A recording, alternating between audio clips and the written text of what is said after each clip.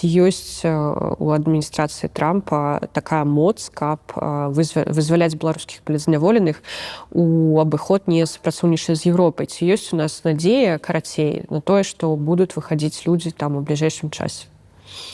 Ну, зноў жа, нават па пытанню Украіны, па заканчэнні вайны Трамп не зважае на Еўропу, болей за тое. Даволі так бесцырымонна адштурхвае Еўропу ў бок, нягледзячы на ўсе заклікі, такія даволі выразныя, не толькі ад Бруселя, ці ад Парыжа і Берліна, але нават ад самога Зеленскага, які гаворыць, Еўропа павінна быць часткай гэтай размовы. І гэта куды больш значная і сур'ёзная праблема у міжнароднай палітыцы.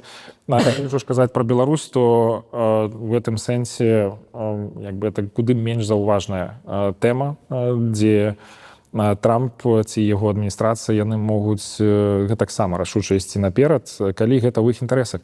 Я тут нагадаю адзін аспект, які можа быць таксама дадатковым матывам у павестцы Вашынгтона датычна Беларускалія. Бо гандлёвая вайна паміж Злучанымі Штатамі і Канадай – гэта рэальнасць. Ну, ці прынамсі, яна пакуль на паўзе стаіць, але Канада – адзін з галоўных пастаўшчыкаў калійных угнаенняў у Злучаныя Штаты. То бок, па логіцы дзяржавы у гэтых умовах, калі могуць падвысіцца цэны на калійныя угнаенні для амерыканскіх фермераў, важна было б знайсці нейкія спробы дыферэнцыяцыі паставак, каб... З Беларусі ж гэта так далёка? Але яны пастаўляліся, вельмі шмат беларускіх угнаенняў калійных пастаўляліся ў Злучаныя Штаты. Але нават не ў гэтым сэнс, тут можа лагістыка не так важна, тут важна колькасць на рынку. Калі на рынку прапановы болей, кошт ідзе ўніз. Ну, гэта законы рынка, так? То бок, калі беларускі калій свабодна зможа, Беларусь зможа свабодна яго прадаваць па ўсім свеце, кошты проста пойдуць уніз. Гэта закон рынка, так? Вось, такім чынам таксама ЗША можа ўплываць на тое, які будзе кошт на калійнае угнаенне па ўсім свеце. Ну, добра, ну ці можам мы чакаць вызвалення палізняволеных большай колькасці ў бліжэйшым часам? Ці рэжым будзе працягваць трапаць нам усім нервы, выпускае 20 чалавек, потым не выпускае, і мы ўсе тут у стане... Ну, я тут, канешне, праявіў бы пэўную асцярожнасць, абачлівасць у гэтым працэсе, бо мы ведаем пра тое, што была зробленая прапанова аб такой дамоўленасці, але мы не ведаем пра тое, што такая дамоўленасць была дасягнутая. Пасля яе дасягнення трэба яшчэ рэалізаваць. І там, напрыклад, выпусціць некалькі соцень чалавек, значную колькасць людзей. Ну, гэта таксама непростая задача. Ці дакументальна аформіць прыпыненне санкцый. Магчыма, гэта будзе весці зараз менавіта пра прыпыненне санкцый, не іх поўнае зняцце, бо ўсё ж такі ў Беларусі працягваюцца рэпрэсіі. То бок, тут ёсць цэлы клубок праблем, якія павінны быць вырашаныя лишь адначасова. Гэта зрабіць вельмі складана, ось такія сціслыя тэрміны. Таму будзем спадзявацца, што гэтае рашэнне яно будзе прынятае абодвума бакамі і што людзі пачнуць выходзіць з турмаў. З нашага пункту погляду, вось нашай групы, з якой я супрацоўнічаю па пытанню вызвалення палізняволеных разам з Тацянай Хоміч і Ольгай Гарбуновай, мы разглядаем гэта такое, як вельмі практычна вымяральнае пытанне, якое можна вырашаць ужо сёння, вызваленне людзей. У адрозненне, напрыклад, там, абараніць незалежнасць Беларусі ад расійскай агрэсіі, ці спыніць рэпрэсіі цалкам. То бок, гэта такая вялікая сістэмная рэч, якую мяняць вельмі складана проста так, за некалькі крокаў. З палітычнымі зняволенымі ўсё ж такі мы можам дамагацца таго, што будзе пэўны прагрэс у вызваленні невялікіх груп, магчыма, ці там адзінкавае вызваленне. Але ўсё ж такі это стварае пэўную станоўчую дынаміку у тым, што вырашаюцца карневыя праблемы беларускага крызісу. І гэта таксама стварае такую станоўчую дынаміку у тым, што мы разумеем, што пэўная ёсць ўсё ж такі суб'ектнасць у грамадства, якое можа дамагацца сваіх інтарэсаў без канфрантацый, праз пэўную дээскалацыю. Бо 4,5 гады прайшло ад пачатку гэтага крызіса, і Беларусь знаходзіцца ў вельмі сумным стане, амаль катастрафічным. Тое, што мы ўжо амаль, ўжо нават Лукашенко гаворыць пра тое, што адным з прыярытэтам яго прэзідэнцтва будзе захаванне дзяржаўнасці Беларусі на наступныя 5 гадоў. Ён так заўсёды кажа, не? Я не думаю, што такое прызнанне, яно насамрэч яму на карысць, таму што ён прывёў нас да гэтай кропкі, калі стаіць пытанне, захаваем мы сваю дзяржаўнасць ці не захаваем. Ён 30 гадоў кіраваў краінай, і гэта яго адказ. Валера, гэта з якога боку паглядзець? Ты кажаш, ён прывёў нас да гэтай кропкі, а прапаганда табе скажа, што дзякуючы яму мы ўжо 30 год не зваліліся ў гэтую. Да. Магчыма, але пастаноўка праблема, праблематызацыя гэтай тэмы, яна ўжо паказвае, што гэта тое, пра што мы можам размаўляць. Я думаю, што такія тэмы, як захаванне дзяржаўнасці, як пошук спосабаў для ўнутранага дыялогу, нармалізацыя адносінаў з захадам, гэта тое, што можа аб'ядноўваць усіх беларусаў. Справа, злева, там, хто за ці супраць, тым не менш, усе беларусы, я думаю, што падпісаліся пад гэтымі пунктамі. То бок ты не бачыш ніякой праблемы ў тым, каб тое, што могуць аб'ядноўвацца беларусы з такімі рознымі поглядамі, бо ёсць яшчэ такі наратыў грамадства, што там ніякіх перамоў, мы не можам там з тымі людзьмі нічога рабіць, бо яны там тое, мы гэтае, але ну вось, напрыклад, калі там у мяне пыталі на радыё Свабода, што як я лічу пра удзел Лукашэнка ў перамовах, я сказала, што я не супраць удзела Лукашэнка ў перамовах, бо я лічу, што калі гэта будзе на карысць Беларусі, не гледзячы на тое, што гэта будзе яшчэ на карысць Лукашэнкі, але калі гэта будзе на карысць Беларусі, то я за тое, каб для Беларусі штосьці добрае для людзей, якія там жывуць, было. Але ёсць такі наратыў у грамадстве, што гэта непрымальна і ніякага такога. То бок ты лічыш нармальна, што мы можам аб'ядноўвацца, выконваючы нейкія агульныя мэты, задачы. Ну, маё такое адчуванне ўнутранае, што да 20-го года такой палярызацыі ў беларускім грамадстве не было. То бок не было ніякіх падзельных ліній, якія б нас вось такім рэзкім чынам дзялілі.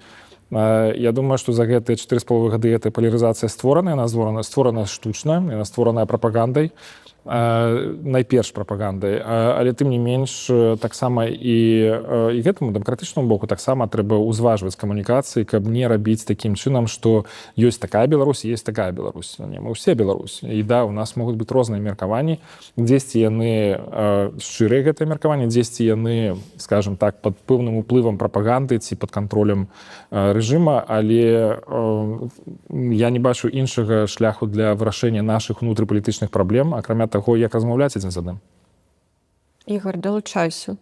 Далучаюся. У мяне сталае ўражанне, як у чалавека, які сочыць за гэтым усім вельмі даўно, як чалавек, які вырас у сям'і, якая таксама, можна сказаць, набліжала дэмакратычныя перамены ў Беларусі.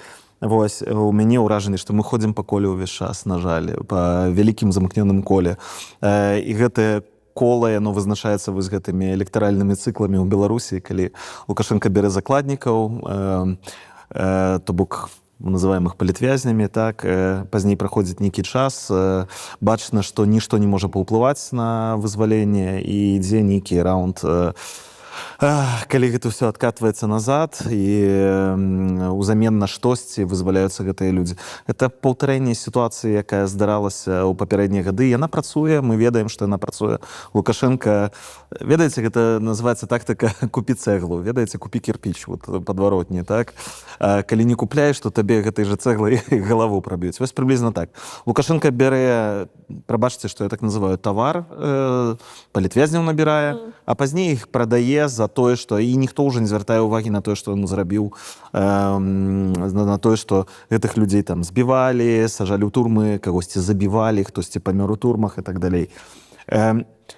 Мне здаецца, што нельга адназначна маральна сказаць, ці гэта кепска, ці гэта дрэнна, так? Для людзей, якія сядзяць зараз у турмах, для іх сваякоў, якія хацелі пабачыць там свайго, не ведаю, мужа, бацьку, сына на свабодзе, у прынцыпе, амаль што ўсё апраўдывае, так, іх вызваленне. У тым ліку прабачэнне умоўнае Лукашэнку, ўсё, што адбылося. Людзі, якія не маюць там сваіх сваякоў, не маюць закладнікаў, ім няма чаго губляць, яны, напрыклад, там выехалі, пацярпелі ад гэтых рэпрэсіяў, яны не да канца разумеюць, чаму яны павінны прабачыць гэтаму рэжыму, чаму яны павінны перагарнуць старонку. Ось. Таму для розных групаў беларусаў гэта вельмі рознае пытанне, яно нясе нейкія розныя вельмі наступствы, і кожны атрымлівае ў выніку гэтага. Адны атрымліваюць тое, што хацелі, іншыя тое, якраз чаго не хацелі. Таму мне здаецца, што нам не хапае у дэмакратычных менавіта сілах, у сярод прыхільнікаў пераменаў, добра, назовем так, бо з дэмакратычнымі сіламі занадта структуры асацыююцца. Не хапае нейкага дыялогу на гэтую тэму. Мне здаецца, што палярызацыя унутры прыхільнікаў пераменаў па гэтым пытанні настолькі ж моцная, як паміж, прабачце, лукашыстамі і прыхільнікамі пераменаў. Вельмі часта яны не хочуць чуць аргументаў адзін аднаго і проста адгароджваюцца.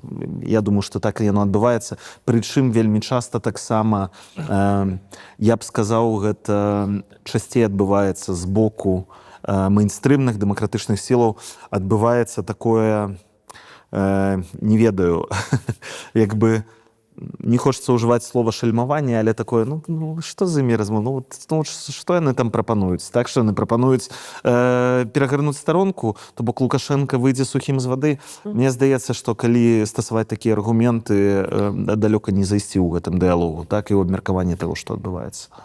І як дзейнічаць далей. Так. Ну, вось зараз выйшла, дзякуй Богу, Паліна Шаранда-Панасюк з турмы, і яна на сваёй жа першай публічнай размове сказала, што трэба давіць, не трэба дамаўляцца і гэтак далей. І гэта яе выраз, ён вызваў абурэнне, я ведаю, што ў многіх колах, бо як так, людзі ж там сядзяць, людзі пакутаюць і працягваюць пакутаваць. Дык вось, я ўвогуле не бачу, як мы можам знайсці агульную кропку ў гэтым вапросе. Жаня, але Паліна выйшла, яна супермоцны чалавек, так? Яна прыклад для шмат каго, вось таго, як можна сябе годна так паводзіць, напрыклад, у турме, як можна там не зламацца. Ось. Але выйшлі іншыя палітвязні. Давайце ўзгадаем, не ведаю, Волю Лойку, так, якая выйшла, і наадварот яна кажа, давайце дамаўляцца, давайце любым коштам вызваляць гэтых людзей. То бок, ёсць адзін палітвязень, які выйшаў у яго такое меркаванне, ёсць іншы палітвязень, які выйшаў у яго такое меркаванне, так? Я просто... Мяне злосць бярэ, калі я чытаю у Фейсбуку, у нашай гэтай бурбалцы спрэчкі былых палітвязняў пра тое, там, не ведаю, у каго большая там заслуг. Не сидел, не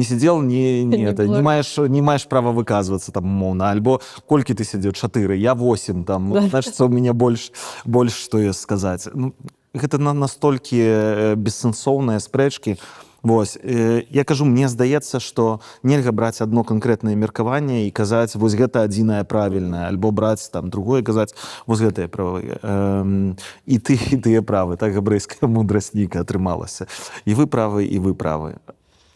Я згодна, але я ў гэтым выпадку, калі вот такое кажуць, я адразу згадваю канферэнцыю летнюю «Новая Беларусь», калі там была панель па палітзняволеным, і на весь экран, я ўжо казала, гэта не ведаю колькі разоў, колькі разных ютубах, вывели пісьмо, ліст ад палітвязанкі, ад ананімнай, якая галоўны месседж гэтага ліста быў тое, што трэба ціснуць, трэба давіць і гэтак далей. Вось там была такая маніпуляцыя, дзе подалі толькі адзіны бок. А узгадайце апошні званок, апошні раз, калі мы бачылі Сергея Ціханаўскага. Это званок са Святланай Ціханаўскай, яны размаўляюць, і ён ёй кажа, ты там больш жорстка давай. Памятаеце? Да. То бок таксама чалавек сядзіць там, але вось кажа, давай больш жорстка. Это было 3 ці 4 гады таму. Мы ж не ведаем, што Сергей зараз бы сказаў. Але я маю на ўвазе, што вось, глядзіце, ёсць як бы такая пазіцыя. Кажу, гэта не адзіная пазіцыя, выразна бачна, што ёсць людзі, якія выходзяць і кажуць, не, гэтых людзей трэба, вы не разумееце, што там адбываецца. Гэтых людзей трэба вызваляць любым коштам, просто вось любым, які толькі магчымы. Так? Мы ўсе цешымся, калі там умоўны Пратасевіч прыходзіць і паказвае Марыю Калеснікаву ці Віктара Бабарыка, мы ўсе цешымся, нарэшце паказалі. Так? Вот тут у нас няма нейкага, не ведаю, там, падвойнага тлумачэння гэтаму, ці там падвойных эмоцыяў адносна гэтага. Хтосьці не кажа, я не бачыў, каб хтосьці казаў, не трэба, каб Пратасевіч хадзіў і паказваў, што это такое. Так? Усе кажуць, вау, клас, паказалі. Як бы і тут, чаму мы часамі адмаўляем палітвязням у праве быць вызваленым коштам нават нейкіх саступак там рэжыму. Трэба зразумець і пачуць гэтыя аргументы таксама. Я заўсёды казала, што любым выпадку, калі чалавек на свабодзе, гэта добра, трэба рабіць для гэтага ўсё, што толькі можна. Сябры, змагацца з алгарытмамі Ютуба выглядае ледзь не складаней, чым з рэжымам Лукашэнка. Таму я шчыра прашу у вас лайкі, падпіскі, каментары, шэры, рэпосты, калі ўсё гэта выглядае для вас бяспечна. Нью-Йорк Таймс там даў такі інсайт, што ў гэтай размове Лукашэнка спыталі, ці гатовы ён спыніць рэпрэсіі, ці спыніць ён рэпрэсіі, ён сказаў так. Ну, мабыць, мы ж уже там ведаем, да, што Лукашенко верыць, гэта апошняя справа. Але ўсё-такі ці верыце вы ў тое, што могуць спыніцца рэпрэсіі? Ці ёсць нават ужо механізм такі, каб спыніць рэпрэсіі? Ці гэта ўжо проста нейкая неспыняльная машына, якая будзе працаваць, пакуль будзе Лукашенко? Можа, я тады пачну. Лукашенко кантралюе і сілавы свой апарат у тым ліку. Вось. І ён шаўшком пальцаў можа ім загадаць біць усіх і затрымліваць, і дакладна так жа можа шокнуць і сказаць, а цяпер цішыня. Я хачу вярнуць нас яшчэ раз усіх у 14 год, калі былі спыненыя рэпрэсіі, фактычна ў краіне, у Беларусі не засталося палітвязняў. А мы былі на 10 гадоў маладзейшыя. Усіх выпусцілі. Дарэчы, у той момант я вярнуўся, я ўцякач, супраць якога было заведзена на той момант да 14 года, з 6 па 14 я жыў у Польшы з 2 крымінальнымі справамі. Я змог вярнуцца ў Беларусь, гэтыя крымінальныя справы зачынілі.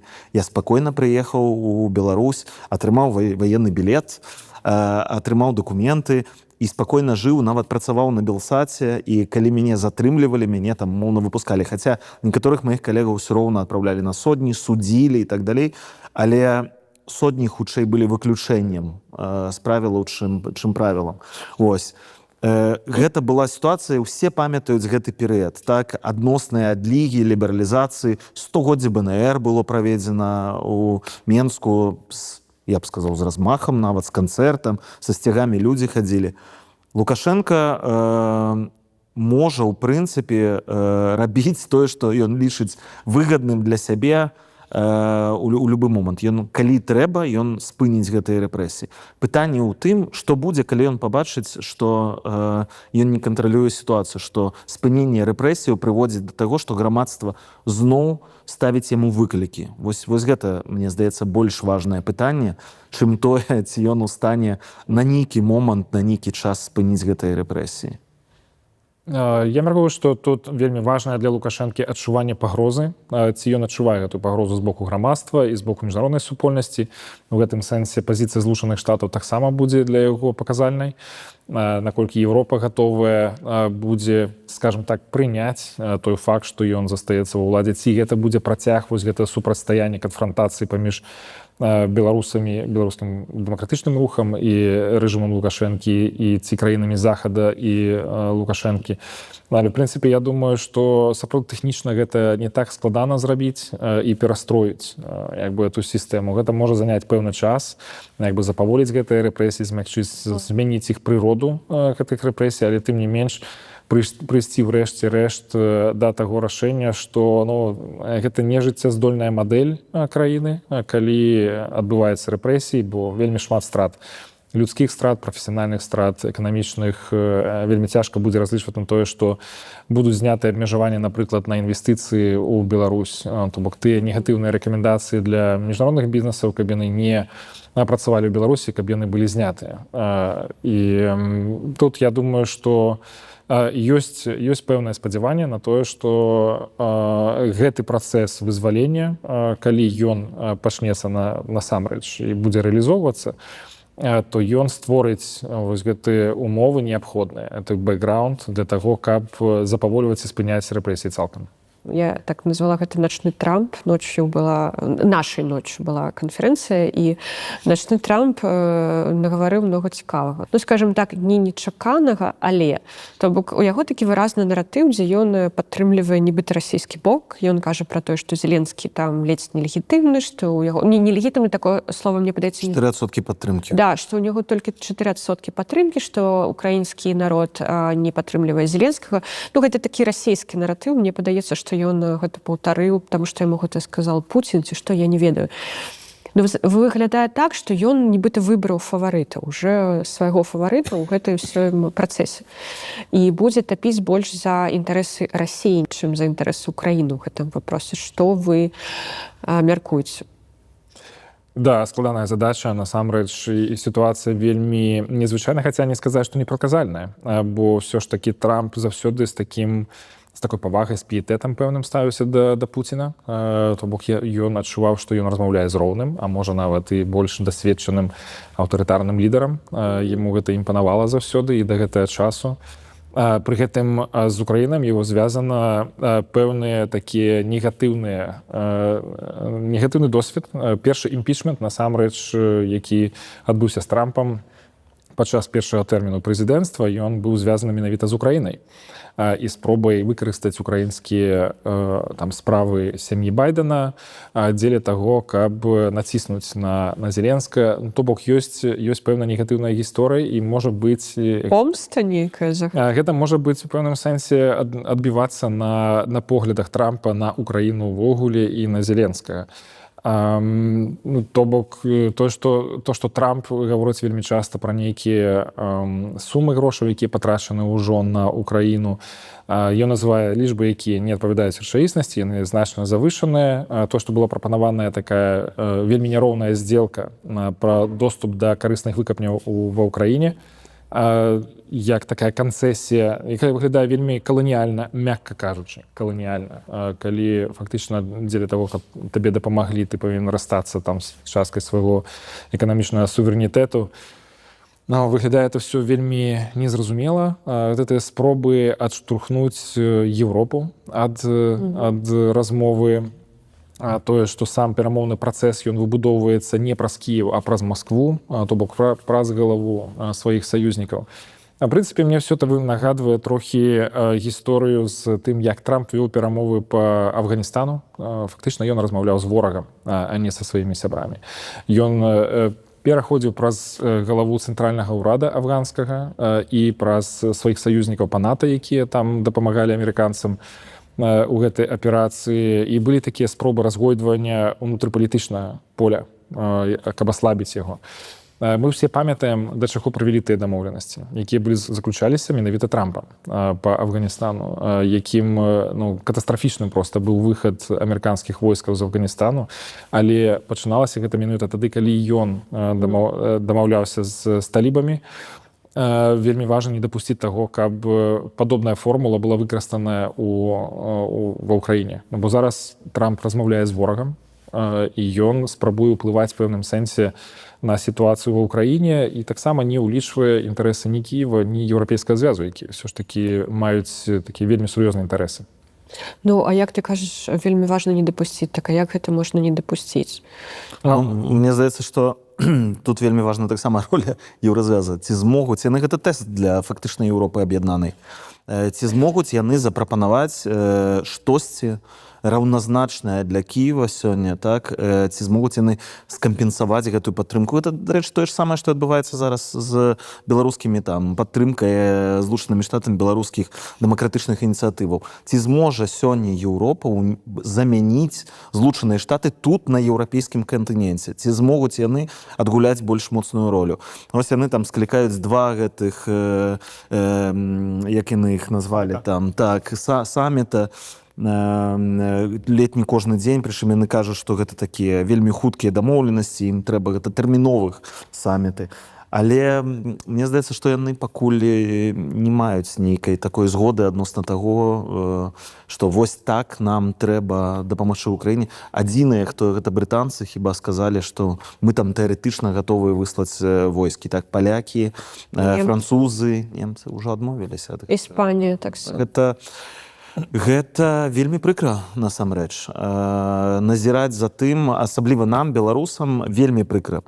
Таму што і нам, прыхільнікам таксама гэтых каштоўнасцяў, так, заходняга света, дэмакратыі, свабоды і правоў чалавека, нам прыкра за гэта назіраць, таму што нашыя умоўныя ідэалы, краіны, якія мы бачым мадэлямі таго, як бы мелася выглядаць Беларусь, здраджваюць сваім уласным ідэалам. Вось гэта вельмі сур'ёзны тэст увогуле. І калі ён не будзе пройдзены, мне здаецца, нас чакаюць такія даволі цёмныя часы ў тым сэнсе, што будзе крызіс агулам дэмакратыі па ўсім свеце. Магчыма, такая вось доўгая зіма на бліжэйшыя шмат гадоў. Таму што гэтая мадэль проста пакажа сваю такую нежыццяздольнасць нейкую ў крызісных сітуацыях. Ну да, гэта такі тэст, але такі тэст з амаль смяротным вынікам, бо як у ігры, как это, ігра в кальмара, да, дзе можна гуляць у гульні, гульня ў кальмара, а потым ты можаш у канцы... Для Украіны так. Дарэчы, магчыма, для Беларусі таксама мы, калі тут абмяркоўвалі, казалі, што Лукашенко будзе весці з адміністрацыяй Трампа размовы. Я б не скідываў таксама фактар Масквы ў гэтых перамовах. Мне здаецца, што Крэмль не будзе прыхільна вельмі глядзець на такую гульню Вашынгтона з Менскам без іхнага ўдзелу. Ну, а чаму не? Если у них зараз у них добрыя стасункі з Вашынгтонам, а чаму не? Я таксама думаю, што насамрэч гэта вельмі зручны момант для Лукашэнкі. Але праз Маскву размаўляйце, але праз нас. Гэта такі момант, вось тое, што адбываецца зараз у справе Украіны. Так, давайте вырашаць гэта пытанне, але мы з вами будзем яго вырашаць. В прынцыпе, Масква можа пакуль гэтага не заўважна, так, але мне здаецца, што гэты фактар нельга цалкам выключыць, што Расія таксама захоча быць часткай здзелкі па Беларусі, напрыклад. Я думаю, што Пуцін добра разумее, ведае, як для Лукашенка важна мець хоць крышачку свайго асабістага прастранства, прасторы, і што ён уже дазволіў яму паразмаўляць з нейкім уже там 5-10 чыноўнікам з адміністрацыі, хай гуляецца. Все роўна там ні аб чым такім будзе сур'ёзным не ісці размова. Пакуль так, а калі пачнуцца больш сур'ёзныя размовы, вось гэта пытанне. Ну, я думаю, все-таки кантэкст на баку Лукашэнкі ў гэтым сэнсе, бо Расія сапраўды размаўляе з Вашынгтонам на самым высокім узроўні. Да. Для Лукашэнкі ён пакуль недасяжны, гэты ўзровень, яны вырашаюць вельмі сур'ёзныя праблемы. І тое рашэнне, якое ўжо было прынята ў Саудаўскай Аравіі, што аднаўляецца дыпламатычная прысутнасць Расіі ў Злучаных Штатах, гэта вельмі сур'ёзны крок наперад, вельмі хуткі. Я такого не чакаў. Таму што для расіян гэта магчымасці для вядзення шпіянажа на такім сістэмным узроўні. Тое, што яны адваявалі гэтую магчымасць, гэта вельмі такі дружалюбны жэст на адрас Масквы з боку Вашынгтона. І ў гэтым сэнсе амерыканская амбасада ў Менску, якая пустуе, проста яна зачыненая, там ніводнага дыпламату на сённяшні дзень няма, яна вельмі значны кантраст. То бок, як мінімум прывесці амерыканскіх дыпламатаў ў Менск сёння гэты бар'ер павінен быць зняты.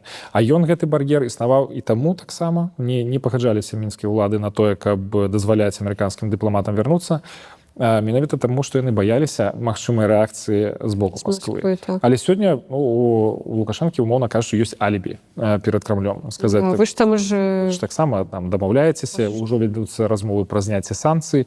І вось таксама я свае санкцыі таксама думаю, што магу іх пазбавіцца.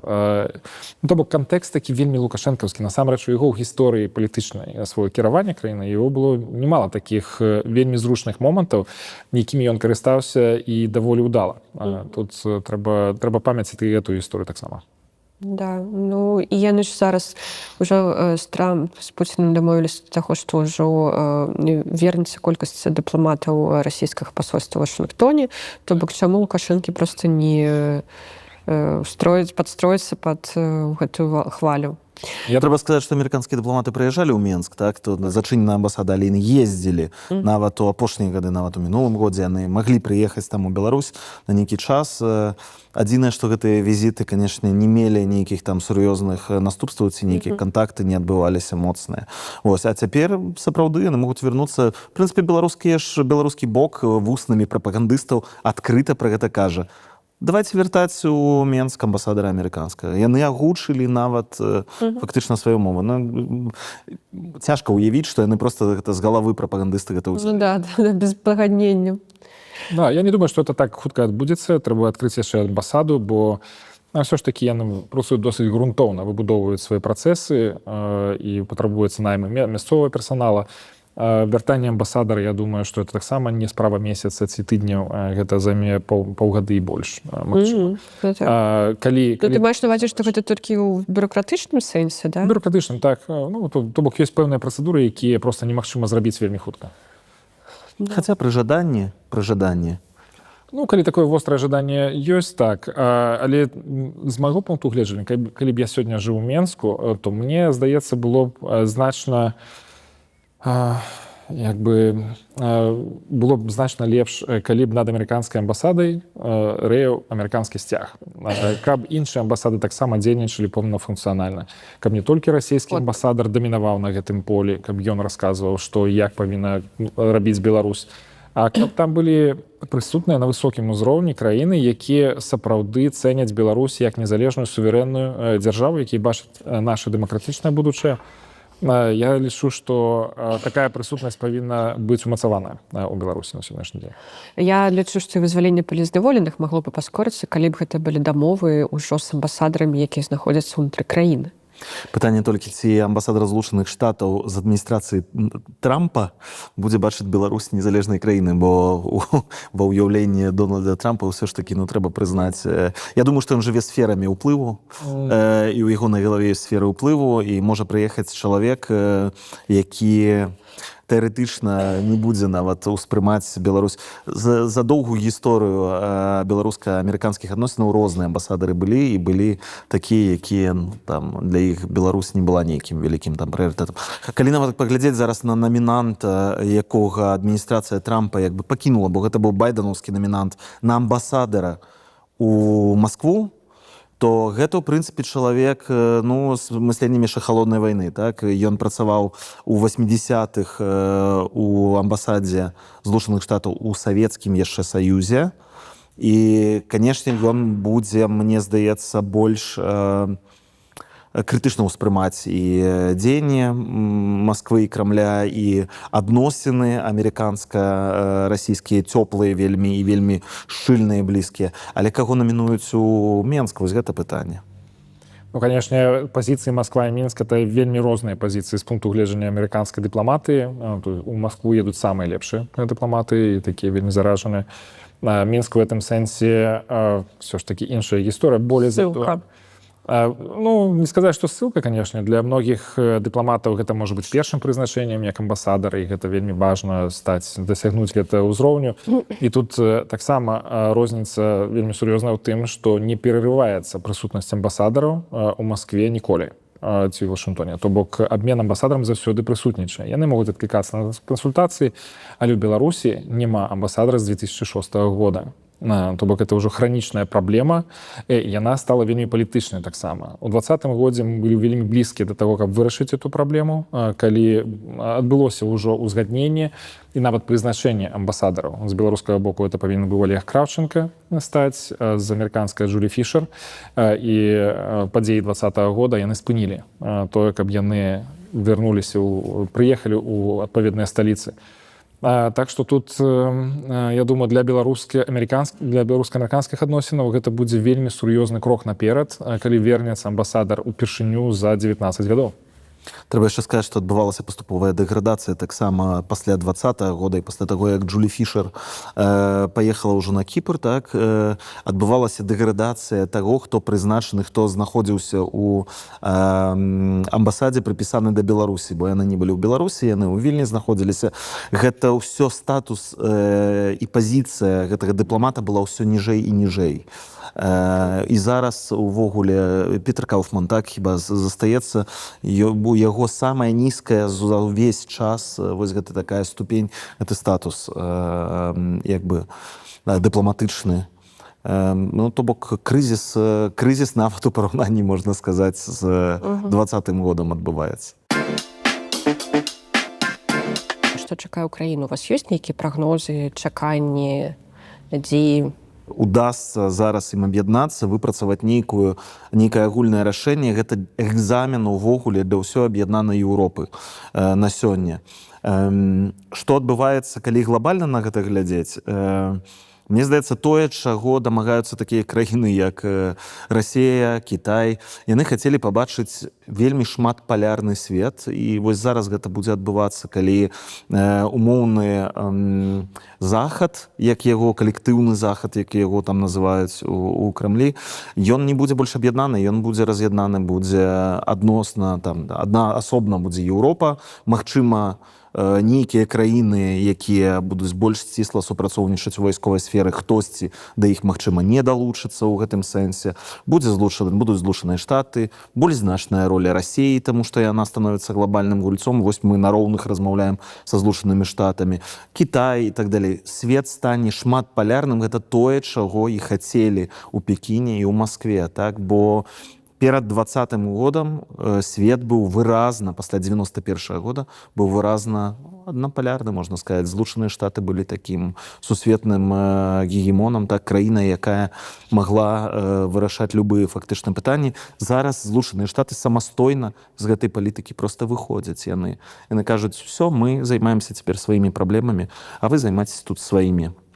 Яны застануцца буйным гульцом, але больш не будуць дамінаваць. Вось. Што пасля гэтага наступіць? Гэта за сабой пацягне таксама пэўны перагляд у розных рэгіёнах лакальнай нейкай палітыкі, так? То бок Кітай будзе казаць, больш выразна будзе прэтэндаваць там умоўна на Тайвань.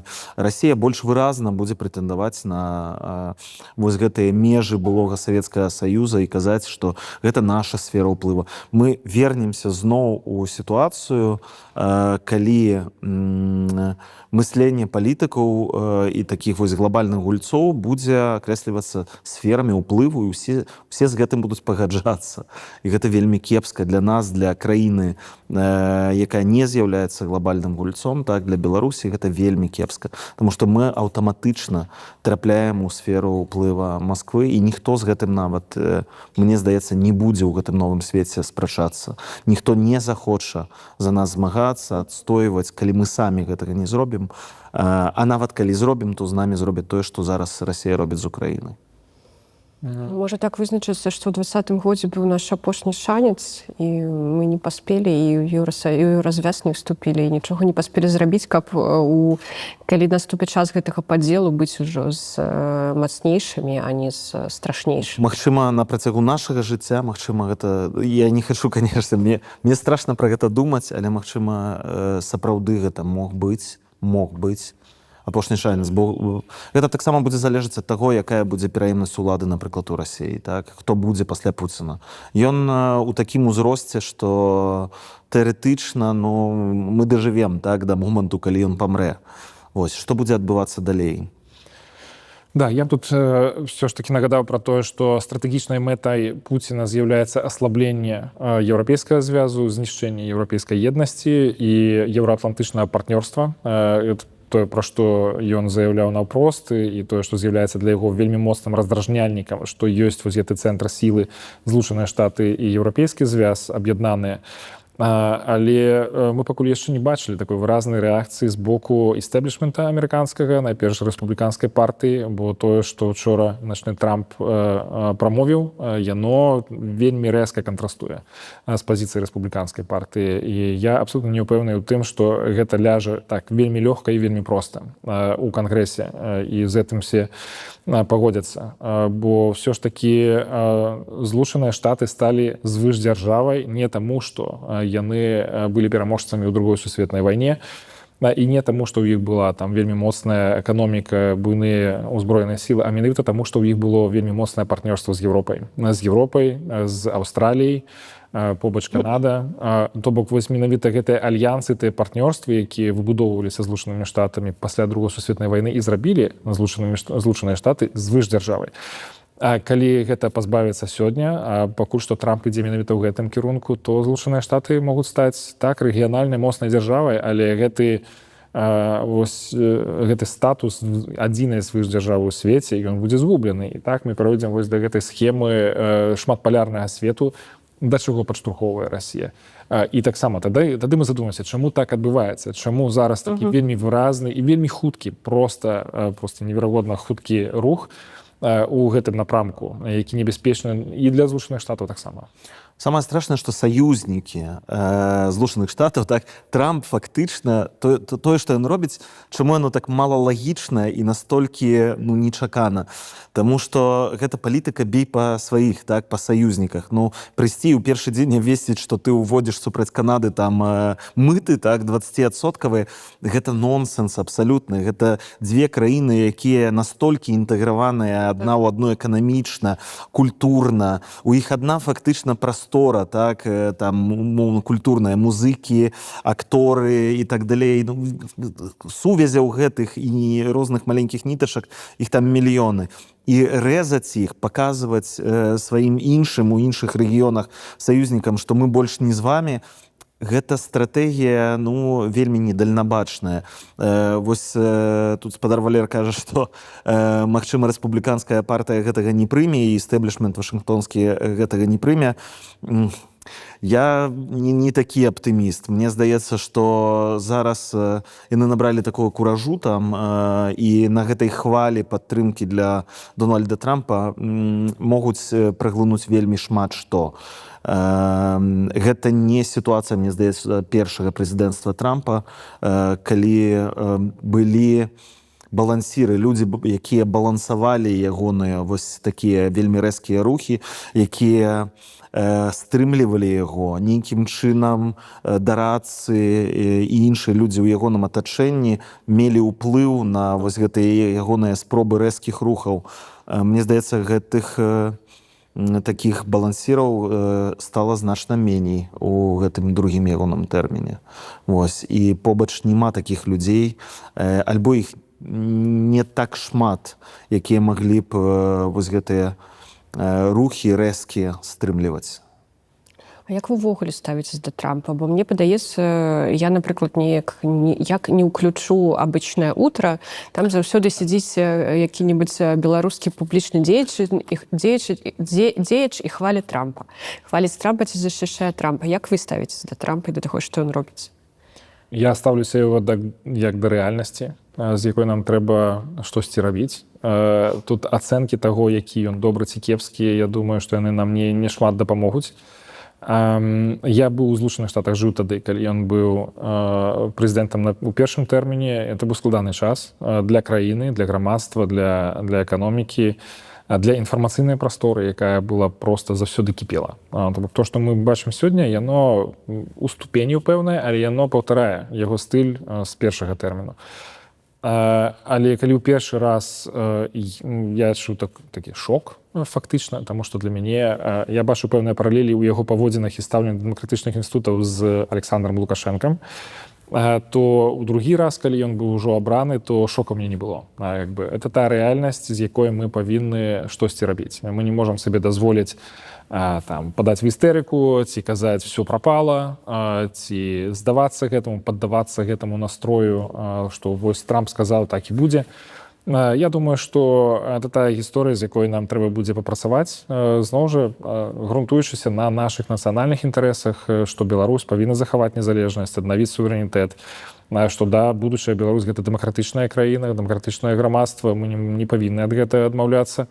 Але тым не менш, гэты сцэнар памяняўся. Як мы да гэтага прыйдзем, якая роля будзе ў Злучаных Штатах у гэтым сцэнары, это таксама не факт, што яны будуць нумарам адзін у гэтай гісторыі. Я таксама згодны, што нельга казаць там Трамп кепскі, Трамп добры ці яшчэ штосьці. Гэта проста рэальнасць. Пазіцыі няма. Мы мусім прыняць гэта так і прызнаць, што ён ёсць. І вось такія ягоныя паводзіны, такія ягоныя рашэнні. Я таксама хачу нагадаць, што яго выбралі амерыканцы. Так? Гэта краіна з вельмі моцнымі ўсё ж такі інстытутамі дэмакратычнымі. Ён быў абраны на дэмакратычных выбарах. Мне пашчасціла якраз быць падчас выбараў там у Злучаных Штатах і назіраць за гэтым. Я таксама бачыў, як размаўляў з людзьмі і ведаю, чаму, напрыклад, хтосьці галасаваў за яго, альбо чаму хтосьці галасаваў супраць яго. І сапраўды у яго вялікая база падтрымкі ёсць у людзей уяўленне, чаму яны аддавалі за яго свой голас. Так? Ёсць пэўная І я скажу так, є певний момент, який для нас не зовсім зрозумілий. Нам усім здається увесь час, що амерыканцы кіруюцца ў першую чаргу, вось як і мы, нейкімі міжнароднымі падзеямі, нейкай міжнароднай павесткай. Насамрэч абсалютна не. У Злучаных Штатах гэта трэцяя, чацвёртая, пятая тэма. Вось для іх самыя галоўныя тэмы гэта ўнутраныя. Вось і менавіта таму ён быў абраны. Людзі хацелі пэўных, амерыканцы хацелі пэўных пераменаў унутры ў першую чаргу краіны, а пытанні Украіны ці там, не ведаю, супрацы з Расіяй для іх з'яўляюцца, ну, па сутнасці, вельмі далёкімі. Бо мы ўсе назіраем за тым, што адбываецца ў Злучаных Штатах па эфірах умоўнага там CNN, і таму нам здаецца, што пытанні вось гэтыя міжнароднай палітыкі настолькі істотныя і важныя. Унутры Злучаных Штатаў гэта выглядае крышку па-іншаму ўсё. Ну, якой ролі зараз сабе бачыць беларускія дымсілы, офіс Святланы Ціханаўскай і ўвогуле усе цалкам, якой іх настрой з цягам усіх гэтых падзей і якой ролі яны сябе бачаць? Збіраюцца яны змяняць стратэгію цалкам? Бо мне падаецца, што калі зараз пачнецца нейкае плотнае супрацоўніцтва паміж там Лукашенка і адміністрацыя Лукашенка і адміністрацыя Трампа, да, і там пасольства, амбасада і верніца і гэтак далей, то, мабыць, гэта ўвогуле не закране дымсілам, і ім некуды будзе встроіцца ў гэты весь працэс. І працэс вызвалення палітвязняў і гэтак далей. Ці я разумею правільна гэта? Але такое ўжо здаралася ў гісторыі. У 2014 годзе гэта здаралася, калі быў крымскі крызіс, так, калі анексія адбылася Расіяй Крыма і Донбаса. Калі ласка, тады беларускія дымсілы, якія існавалі ўнутры яшчэ Беларусі, так, сёння вядома, яны ўсе па-за межамі, фактычна засталіся за бортам, пачаліся менскія перамовы, у Менск завіталі Меркель, Оланд, так, прыехалі заходнія лідары, Лукашенко прыносіў ім гарбатку, яны сядзелі, размаўлялі з Пуціним, і перыяд паміж 14 і 20 годам, гэта фактычна перыяд, калі беларускія дэмакратычныя сілы, па-першае, былі канчаткова змаргіналізаваныя, яны засталіся увогуле просто па-за сталом, па-за кантэкстам, кропкава недзе яны былі ўключаны ў нейкія там канферэнцыі і так далей. Ну, это тое, што любяць заходнія лідары. Вот мы возьмем тут вось уладу і апазіцыю, пасадзім іх за адзін стол, яны нарэшце дамовяцца. Ну, на жаль, так гэта не працуе, але чамусьці на захадзе вось ёсць такі ідэалістычны падыход да гэтага, бо ў іх гэта так працуе, яны думаюць, што тут таксама спрацуе. Яны не разумеюць, што кракадзіла і там умоўна авечку немагчыма пасадзіць за адзін стол. А Лукашенко — это дыктатар, так, дыктатараў і дэмакратаў за адзін стол пасадзіць выніка не будзе.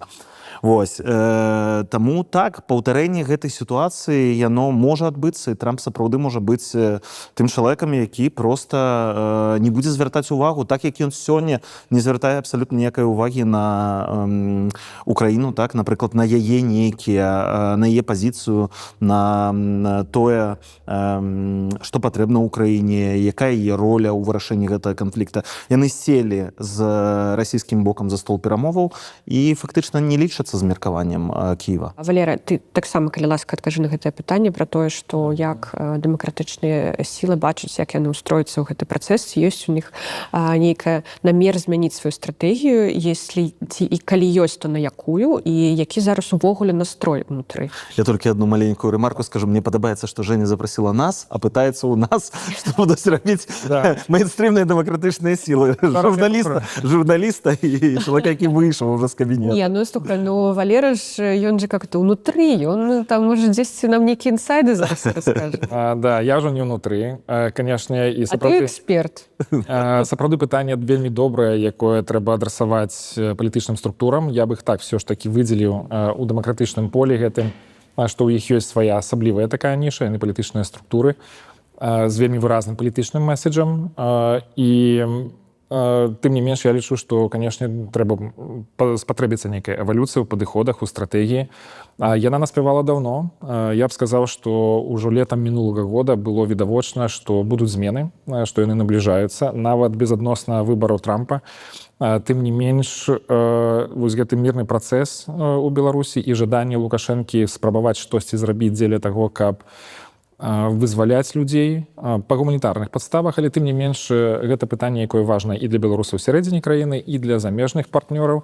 То бок пачаліся змены. Мы бачым, што нават Лукашенко адаптуецца да змены кантэксту. Чаму мы не павінны адаптавацца да змены кантэксту, які насамрэч носіць такі тэктанічны характар. І мы не можам з лекаламі, якія былі распрацаваны ў 21 годзе, разлічваць на тое, што яны будуць актуальнымі ў 25 годзе. Тым больш, што і вага, і ўплыў дэмакратычных палітычных структур у першую чаргу яна памянялася даволі моцна. І вось гэтыя выбары ці не выбары ў гэтым годзе прэзідэнцкія яны паказалі, што насамрэч нельга было нічога зрабіць дзеля таго, каб не перашкодзіць Лукашэнку рэалізаваць свой сцэнар. Ён яго рэалізаваў на 100%, а можа нават і лепш. Ён зрабіў все, што хацеў. Ніхто нічога не змог яму зрабіць, каб перашкодзіць у гэтым працэсе.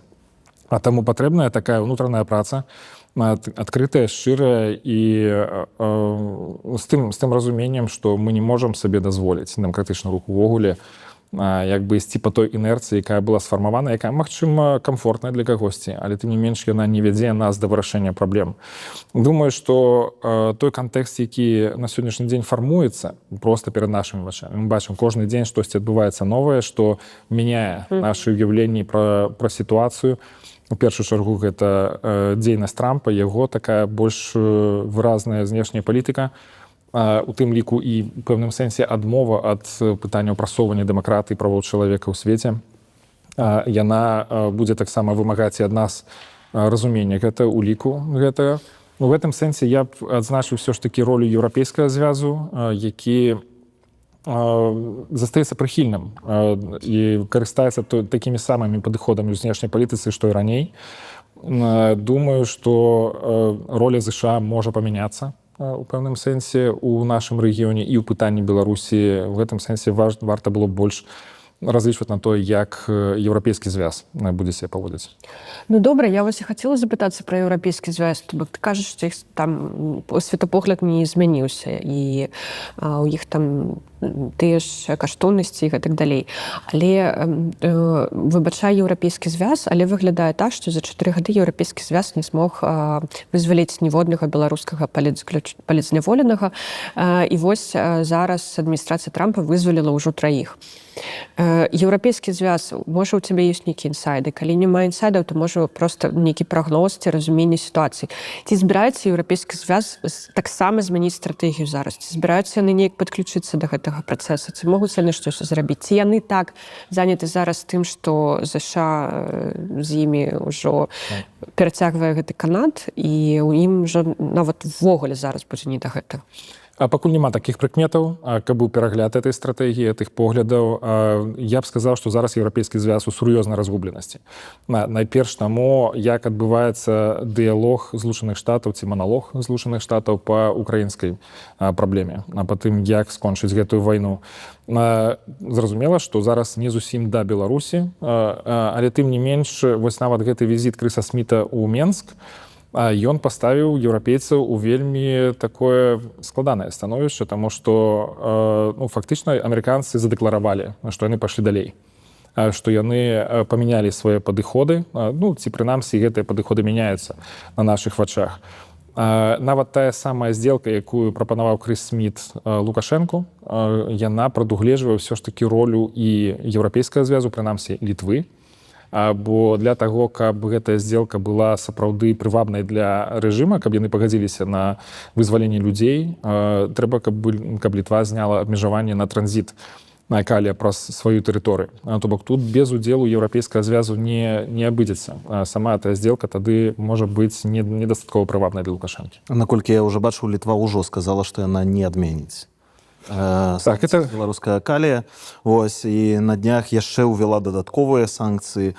Якраз сёння раніцай выйшла расследаванне, якое распавядае пра тое, што беларускія фірмы зарабляюць на рапсавым алеі, якія у тым ліку паходзяць з акупаваных украінскіх тэрыторыяў, а дакладна з Херсонскай вобласці. Беларуская фірма перапрацоўвае яго і прадае на захад, у тым ліку Літву, Польшу і Латвію. І Літва заблакавала дадаткова яшчэ і вось гэты потому что продукты не трапляли, харчовыя продукты не трапляли под санкции. Литва спыніла гэты транзит праз сваю краіну, у тым ліку забараніла чыгуначная, калі хтосьці набывае і ідзе праз тэрыторыю Літвы, не непасрэдна ў Літву, а праз тэрыторыю. Я думаю, што літоўцы самыя, мне здаецца, паслядоўныя такія прыхільнікі санкцый у дачыненні да Беларусі, менавіта эканамічныя, яны уводзілі санкцыі раней, чым іх уводзіў нават Брусэль разам і Еўразвяз. Таму згодны, што без Літвы гэтая сделка амаль немагчымая, Злучаныя Штаты здымаюць санкцыі, і што? Беларусь-то знаходзіцца ў ізаляцыі, як бы заходняя мяжа, уся гэта еўрапейская мяжа, еўразвяза мяжа. Вось. Але ці змогуць амерыканцы схіліць Літву да таго, каб яны змянілі свае погляды? Вось гэта пытанне вялікае. Так. Тут я дадам важны момант, што спачатку амерыканцы ўвялі санкцыі супраць Беларускалія, і пасля Літва, базуючыся менавіта на гэтым рашэнні, увяла забарону на транзіт калія праз сваю тэрыторыю. Ну, то бок тут звязка такая лагічная. І калі амерыканцы прыбіраюць гэтыя санкцыі, то Літва як бы атрымлівае нейкую падставу для таго, каб прыняць сваё рашэнне менавіта па транзіту. Вось гэтая заява ад літоўскіх афіцыйных асобаў учорашняя, сапраўды яна была такая даволі канкрэтная, як бы не разглядаецца пытанне. Але я бачу гэта як трошки такой спроба падвысіць стаўкі з боку Літвы, бы паказаць сваю значнасць у гэтым працэсе. Калі вы хочаце гэта рэалізаваць, вам трэба таксама размаўляць і з намі, маецца на ўвазе Вашынгтону. Што мы не кінемся тут па першаму з Вашынгтону, па першай указілкі, рабіць тое, што прыкладна вы... так. А Літве ёсць што пагандляваць з амерыканцамі, напрыклад, тыя ж войскі, так? Літва зараз знаходзіцца ў той сітуацыі, асабліва, калі, напрыклад, будзе мірнае пагадненне падпісана з Украінай без уліку інтарэсаў Кіева. Літва будзе пачувацца ў значна большай небяспецы, чым сёння. Так? Расія занятая сёння Украінай, заўтра ў яе вызваляюцца магчымасці. Эканоміка цалкам перабудаваная на вайсковыя рэйкі. Вядома, што у паветры проста вісіць нейкая наступны канфлікт. Так? Літва гэта вельмі імаверны сцэнар такого канфлікта, і сапраўды яны маглі пагандлявацца, напрыклад, за нейкія гаранты бяспекі дадатковыя з Вашынгтонам у абмен на штосьці іншае. Так што поле для цікавай гульні у іх сапраўды ёсць. Вось. Але там не толькі шкалей.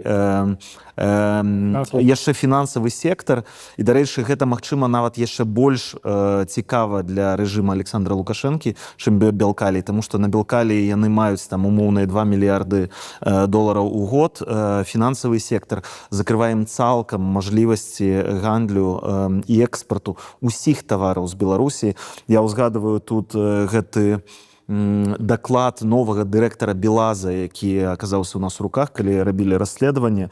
І там прычынай нумар 1, чаму адбываецца скарачэнне прыбыткаў Белаза, пазначана немагчымасць разлічыцца фінансава з кантрагентамі. То бок за пастаўкі немагчыма перавесці грошы нават з умоўна сяброўскіх краінаў, там Кітая, Індыі і так далей. Ніхто не можа перавесці. Нават Казахстанам былі праблемы, каб перавесці грошы назад у Беларусь. Ніхто не хоча працаваць. Таму фінансавы сектар, магчыма, для іх нават больш цікавы. А тут амерыканцы маглі б і абысці еўразвяз, то бок ужо межы не так важныя, бо это віртуальны свет, так, банкаўскі свет. І фактычна яны б маглі самастойна нават зняць гэтыя санкцыі і даць рэжыму Лукашэнкі эканоміцы Александра Лукашэнкі дыхаць больш свабодна.